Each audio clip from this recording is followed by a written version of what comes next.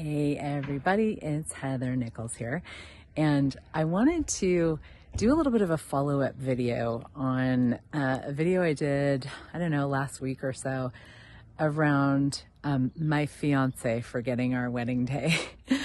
And today is I'm actually getting married today, legally. We're just basically going to the county office here where I live in Boulder and just signing a form and making it official.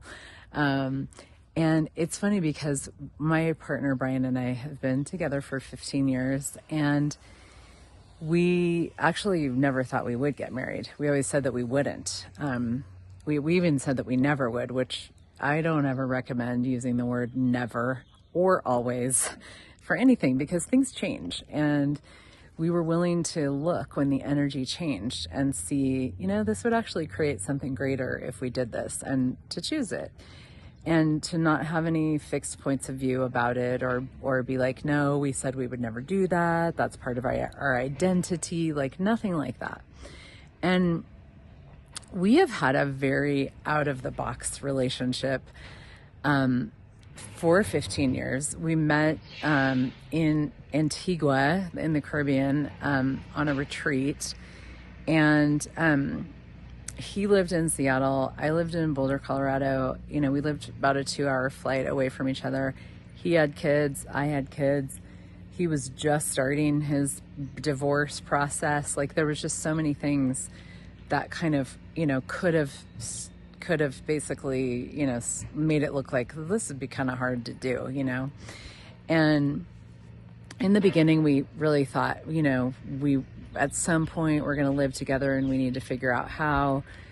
But luckily we didn't get too bogged down with the specifics or the logistics or, when or how. We just knew that we wanted to be together. And what happened was, over time, we both just let go of so many points of view that we had about so many things, including living together, marriage, how relationships look and work. And and we realized actually that we really enjoyed not living together. And we have 3 houses, and we travel a lot, and we see each other in all kinds of places all over the world. And people have asked us, are you going to be living together now that you're getting married? And we're like, no, that's not the same thing. Getting married and living together they're not the same thing. In this world, people lump them together, and that's a lot of what happens in so many ways, is we lump things together. It's like, this goes with this, and this means this, and this, creates this. But when you start to actually get out of the box of how other people do things and start to really look at what works for me, what's true for me, if things didn't have to go together or one thing lead to another, anything like that, what would I like to choose that would actually make my life greater? And for us, we just know that if we were together all the time, if we lived together all the time, it wouldn't be as fun. We have such gratitude for our time with each other. We have a lot of space. We both really love to be alone and have our time. We were talking the other night about sleeping together and, creating more of a house that is more, for both of us. 'Cause it's I have my house here in Boulder. He has his house in Seattle. We have our house in Mexico. And it's we'd like to create just more houses.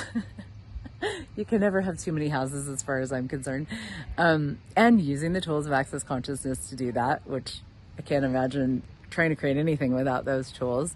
But we were talking, and it was I was if we had some sort of more of a living together situation, I was you would have to have either what I'd like to have is 2 houses on the same plot of land, or be neighbors, or have a duplex, or, have Brian could have his own wing, and I was bedroom, bathroom, kitchen, workshop, office, for him.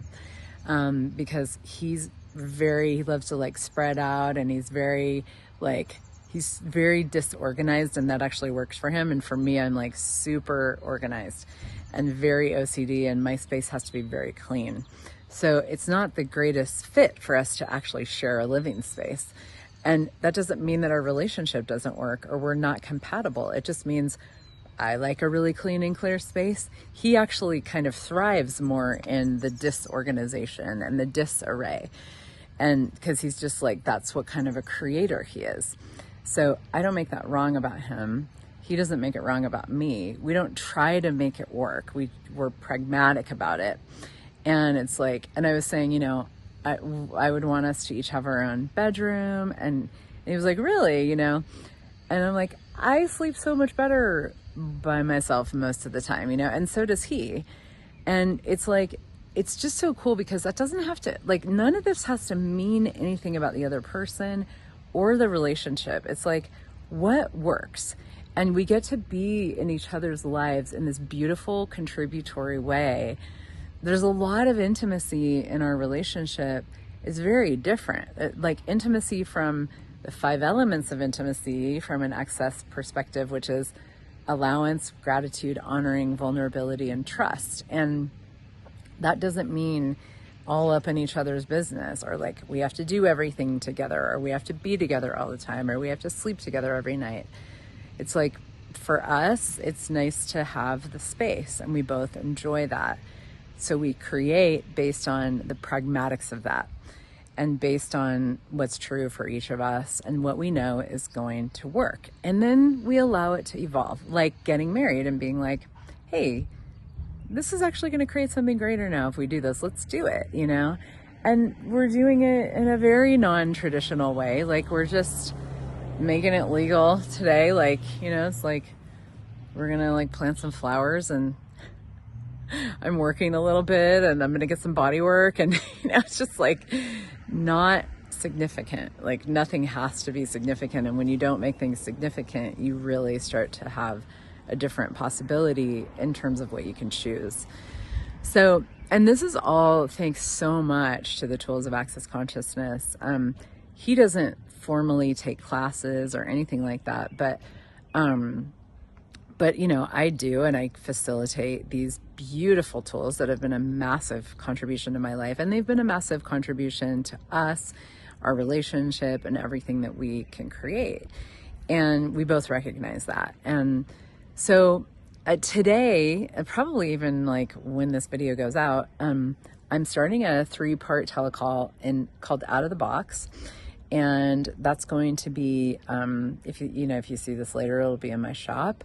It's going to be 3 calls on out of the box with relationships, out of the box with business and money, and out of the box with bodies. And then a deep dive into the Access Foundation class, which is such a beautiful exploration of all of the major, most powerful tools in Access Consciousness.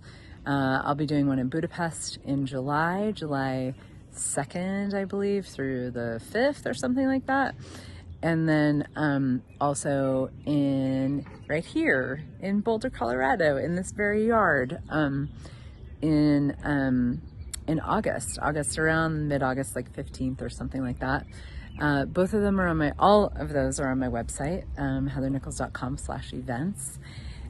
It's just, you know, I love to invite people to these conversations and these classes because all of these conversations have created so much more for me, so much more for the world. And I cannot imagine my life without me giving myself permission to live out of the box and to choose out of the box, to not do what other people want me to do or think I should do or tell me that this is how it's supposed to be, but to actually really choose on my own to move in that direction. And I just, you know, I really can't imagine, my life would just be very different without these tools, which is why I love to share them. So if you're drawn to it, come and play. The money always shows up when we choose. It's amazing how that works, and you get some more tools in your hands, and you get even more of everything and more of you.